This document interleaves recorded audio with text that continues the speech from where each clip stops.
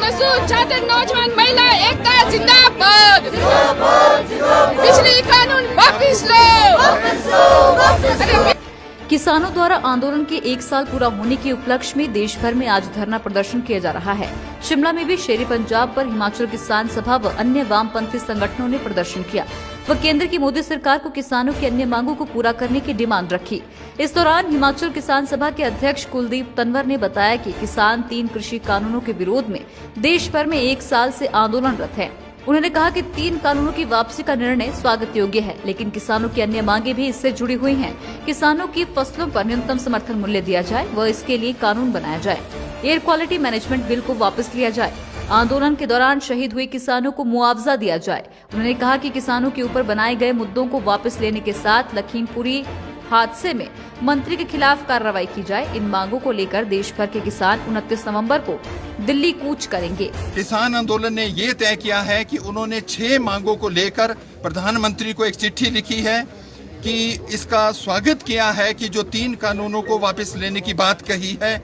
पर दुख इस बात का है कि जब 750 के करीब किसानों ने शहादत दी, उसके बाद इन कृषि कानूनों को वापस लिया गया। तो अब जो अन्य 6 मांग जो निरंतरता में चली है, जो कुछ साथ में थी और जो कुछ इस आंदोलन के साथ हुई है, पहला तो ये था कि जो न्यूनतम समर्थन मूल्य, उसकी मांग निरंतरता से चली है पिछले 30 वर्षों से। जब से भारतवर्ष के अंदर एक नई आर्थिक नीति आई है, उसका प्रभाव जो किसानों के ऊपर पड़ा है। इस समय 3.5 लाख से ज़्यादा किसानों ने इस देश के अंदर आत्महत्या भी की है, क्योंकि जो वो पैदावार करते हैं उनको उचित मूल्य उसके ऊपर नहीं मिलता है। वो जो मांग है और जो इस समय 23 हमारे खाद्यान्न है रबी और खरीफ के, उसके ऊपर जो सरकार डिक्लेयर तो करती है, मगर केवल धान को और गेहूं को, वो भी कुछ एक शांता कुमार कमेटी के अनुसार केवल 6% किसान उससे लाभान्वित है। तो इस समय जो मुख्य मांग किसान आंदोलन की है कि जो न्यूनतम समर्थन मूल्य है उसको गारंटी मिले, उसको एक कानून का एक दर्जा दिया जाए, पहली मांग ये है। दूसरी है कि जो इलेक्ट्रिसिटी अमेंडमेंट बिल है, उसको सरकार ने जो 12 दौर की वार्ता हुई थी उसमें कहा था उसे वापस लिया जाएगा, उसे नहीं लिया गया। इस संसद सत्र में उसे भी वापस लिया जाए। तीसरा है जो एयर क्वालिटी मैनेजमेंट बिल है, एनसीआर रीजन और एडजॉइनिंग एरिया के अंदर है, उसमें जो पीनल क्लॉजेस है पराली जलाने के लिए, उसे वापस लिया जाए। इसके अलावा इस 1 साल के दौरान जो लगभग 750 किसान शहीद हुए हैं, उनके परिवारों को मुआवजा दिया जाए और उनके परिवारों को एक मदद की जाए, क्योंकि उनकी इस दौरान शहादत हुई है।